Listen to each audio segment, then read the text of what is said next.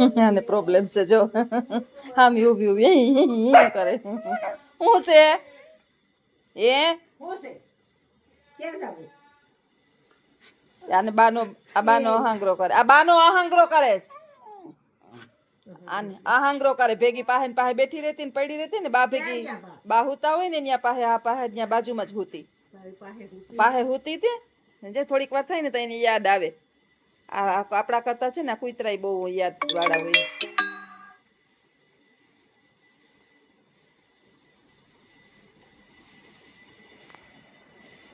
સીતારામ બધાઈને બેહી ગયા મા દીકરી ઉપર દયણા ચાલુ છે છેલ્લું દયણું નાખ્યું કાલની દયણું ધરું બપોર પછી 5 વાગ્યા પછી ઘંટી ચાલુ કરું એક નીંદર તો કરી જ લઉં બપોરે સવારે વહેલી ઉઠી હોય ને વહેલું તો બહુ કઈ ના ઉઠું તો હાલે પણ ઓલા ટેવ કાયમની છે ને વહેલી તો ન ઉઠું તો હાલે 4:45 ઉઠી જાવ 4:30 4:45 ઓલા ગલુડિયાવની ને કુતરાવની રોટલી કરવી હોય મારે પછી મોડું થાય ને એક દી રોટલી ન થાય ને તો બધા બિચારા ભૂખા રહીએ હવે કાયમના એવા કર્યા છે ને બધા કહેતા હોય કે જસનાબેન એના કરતા થઈ કે પાઉં કાયમ નાખતા હોય પાઉં ન ખાઈને રોટલી ખાઈને તો સારું પાઉંથી તો મેંદા ખબર નહીં મેંદાનો ભાગ આવે કયું કીર્તન ઓલું જીવ કાચી માટીનો ઘડુલિયો રે જીવ લેને શ્રી કૃષ્ણ ને શ્રી કૃષ્ણ નામ જીવડિયું મેલે તો હરી નહીં મળે રે જીવ કાશી માટીનો ઘડુલિયો રે એને તૂટતા નહીં એને ફૂટતા વાઈ ને એને ફૂટતા નહીં લગે વર જીવડિયું મેલે હરી નહીં મળે રે જીવલ્યોની શ્રી કૃષ્ણ નામ જીવડિયું મેલે હરી નહીં મળે રે જીવ બગ બગીચાનું ફૂલડું રે જીવ બગ બગીચાનું ફૂલડું રે એને કર્મતા નહીં લાગે વાર જીવડિયું મેલે હરી નહીં મળે રે કર્મતા નહીં લાગે વાર જીવડિયું મેલે હરી નહીં મળે રે જીવલ્યોને શ્રી કૃષ્ણ નામ જીવડિયું મેલે હરી નહીં મળે રે જીવ બગ બગીચાનું ફૂલડું રે જીવ બગ બગીચાનું ફૂલડું એ કર્મતા નહીં લાગે મારો જીવ હડિયું મેલે તો હરી નહીં મળે રે જીવ કાચા ઉતરનો તાતણો રે જીવ કાચા ઉતરનો તાતણો રે એ તૂટતા નહીં લાગે વાર જીવડિયું મેલે હરી નહીં મળે રે કેવું અસલ છે બધું સમજાવે કાચા ઉતરનો ત્રાગડો છે કઈ ઉપરથી તેડું આવે ને કઈ તૂટી જાય ધૂળમાં ધૂળ થઈ જાય માટીમાં માટી ભળી જાય કાચી માટીનો ઘડુલિયો કઈ ફૂટી જાય બાઘનું ફૂલડું કઈ કરમાઈ જાય કાંઈ ખબર પડે નહીં બાળક છે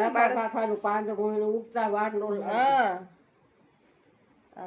નાની ઉંમરની અંદર છે ને નાની ઉંમરની અંદર આપણે પછી કરશું હજી વાર છે રામની રાખો તો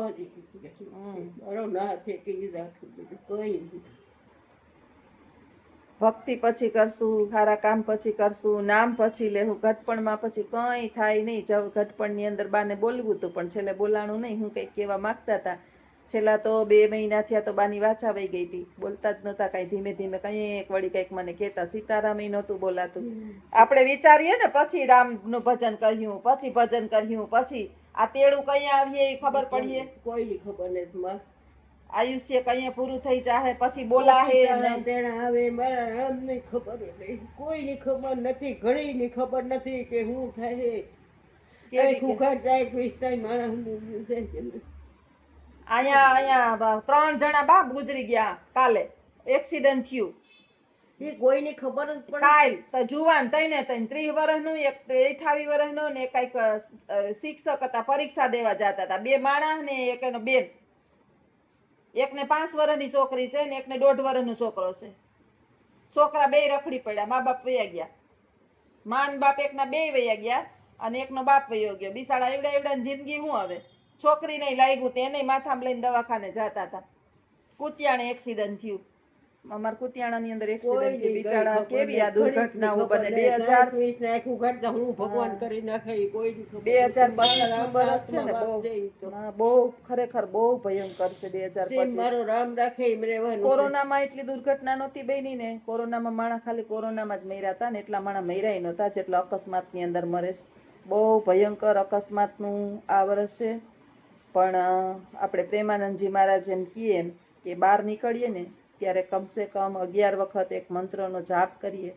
ભગવદ્ ગીતાની અંદર એક મંત્ર આપેલો છે, ઘરની બાયણે નીકળીએ ને એનો 11 વાર જાપ કરાય એટલે કાંઈ દુર્ઘટના બને ને તો એ કમસે કમ બને નહીં, બને તો એમાંથી બચી જાય અને ભગવાન રક્ષા કરે એમ કહે.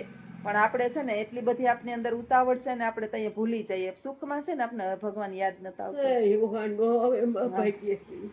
ભાગ્યે તઈ કૃષ્ણાય અમને ઓમ કૃષ્ણાય વાસુદેવાય હરયે પરમાત્મને પ્રણતઃ ક્લેશનાશાય ગોવિંદાય નમો તમારે નમઃ. નાચી જાય. આ બહુ જે છે ને શક્તિશાળી મંત્ર છે. એટલો શક્તિશાળી મંત્ર છે ને કે આનું પઠન ને વાંચન કરવાથી હે ભગવાન વસુદેવના પુત્ર, હું તમને વારંવાર નમન કરું છું.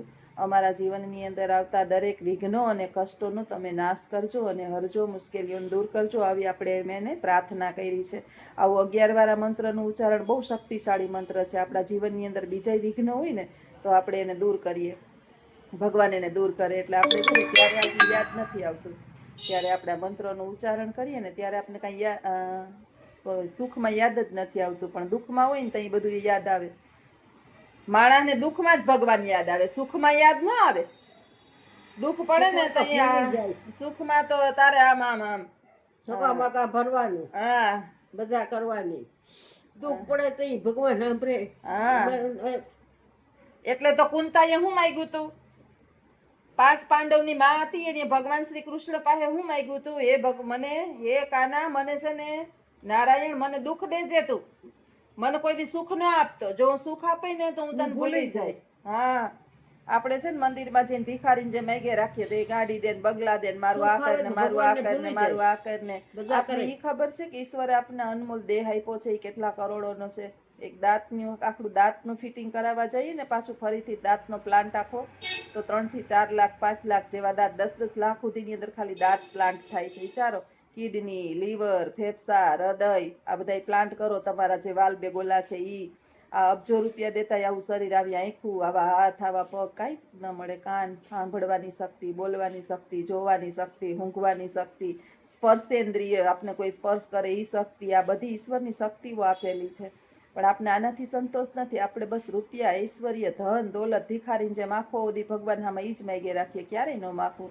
કવિ સરસ મજાનું એક કવિએ લખ્યું છે કે 3 વાના તે મુજને દીધા હૈયું મસ્તકને હાથ, જા હવે ચોથું નથી જોતું મારે દીનાનાથ.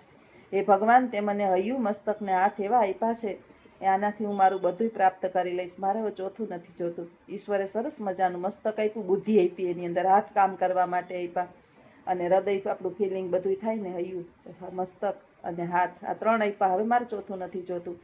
આનાથી હું બધું પ્રાપ્ત કરી લઈ. પણ આપણે જોજો મંદિરે જઈએ એટલે ભગવાનની પાસે ભિખારીને જેમ માગે જ રાખીએ, આ આપો, નોલું આપો, નાલો આપો. ક્યારેય આભાર માન્યો કે ઈશ્વર આ જો તો કેવી તને હું દર્શન કરી શકું, તારી મૂર્તિને હું નિહાળી શકું, આ સુંદર મજાની ઈશ્વરે સ્વર્ગ સમાન પૃથ્વી બનાવી એનો આનંદ લઈ શકું, આ સ્વાદેન્દ્રિય જીભની અંદર આટલા બધા રસાસ્વાદ મીકા છે એનો આનંદ લઈ શકું છું. પછી બધા સરસ મજાના ભગવાનના ભજન કીર્તન કરે, આ બધું હું સાંભળી શકું છું. મારે કોઈને કાંઈ કહેવું હોય એ બધું હું બોલી શકું છું. મારા હૃદયની અંદર લાગણીના, હર્ષના, શોકના બધાય ભાવને હું અનુભવ કરી શકું. મને બધી ખબર પડે છે. એવી સરસ મજાની મને બુદ્ધિ આપી. ઈશ્વરે કેટલું આપણને આપ્યું છે. ક્યારેક વિચાર કરજો કે આપણું આ શરીર જે છે ને એ રંગરૂપ ન જોતા એ દેહની કેટલી કિંમત છે. જ્યારે હોય ત્યારે બસ કોને મને આમ કીધું, આને મને આવું બોલ્યા, આ મારું આવું બોલ્યા, એમાં ને એમાં ચિંતામાં આ શરીરને છે ને બાળી નાખીએ છીએ.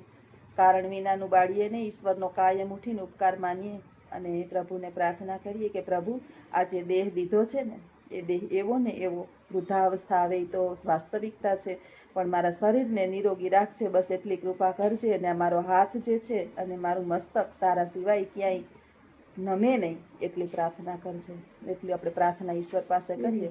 ઈશ્વર સાંભળે છે, બધાયનું સાંભળે છે, રાજાથી અંકનું સાંભળે છે, બધાયનું સાંભળે ઈશ્વર. બસ તમારા હૃદયની અંદર એના ભાવ હોવા જોઈએ. ભાવ વિના કાંઈ ન થાય. ભાવ વિના ભોજન ન ભાવે. જો તમને 56 ભોગ ધર્યા હોય ને, કૌરવોએ 56 ભોગ બનાવ્યા હતા કૃષ્ણ ભગવાન માટે, અને વિદુરજીએ તાંજરિયાની ભાજી ને બાજરાનો રોટલો બનાવ્યા હતા. ત્યાં વિદુરજીની ભાજી ખાવા ગયા, ત્યાં ભાવ હતો, અને વા જે છે ને છળ કપટ હતું કૌરવો પાસે. ભગવાન ન ગયા ત્યાં. એટલે ભગવાન તો ભાવના ભીખા છે. તમે પ્રેમથી ખીચડી ખવડાવો ને તો ખીચડી ખાઈ લે. કાંટો રોટલો શાક બનાવી અને ચોરીને કહો કે હે દીનાનાથ, બસ આટલી શક્તિ છે, તે જે આપ્યું એ મારા માટે તો 56 ભોગ છે. પધારો ભગવાન, જમવા પધારો, હું જમું છું, તમે જમો. ટાઈમ ન હોય તો આપણી થાળીની અંદર બેસી અને ઈશ્વરને યાદ કરીએ તો ઈશ્વર આપણી પાસે સાક્ષાત એનો રસાસ્વાદ લેવા આવે જ. આવી પૂર્ણ શ્રદ્ધા એ ભગવાનને પ્રાર્થના કરીએ એટલે ઈશ્વર આપણા દેહને નિરોગી રાખે, મનને શાંતિ આપે અને શરીરને નિરોગી રાખે. બેસ આનાથી વિશેષ આપણે ઈશ્વર પાસે શું માગીએ? જમવા બેસીએ એટલે કડકડતી ભૂખ લાગે, સાંજે હુઈએ એટલે સરસ મજાની નીંદર આવે અને ખોટા વિચાર ન આવે. દુનિયામાં રાગ, દ્વેષ, ઈર્ષા, મોહ, માયા આ બધામાંથી આપણે લુપ્ત થઈ જઈએ એટલે આ પૃથ્વી જ આપણા માટે સ્વર્ગ બની જાય. બાકી તો સંતોષ તો મનુષ્યને કોઈ દી પૈસાનો થયોય નથી અને થવાનો પણ નથી. તો ચાલો મિત્રો, આવજો બધાય. સીતારામ. અને આવા જ મારા વિચારો સાથેના વિડીયો તમને ગમતા હોય તો ચોક્કસ કમેન્ટમાં જણાવજો. વિડીયોને લાઈક, શેર અને સબસ્ક્રાઈબ કરજો. આવજો. સીતારામ.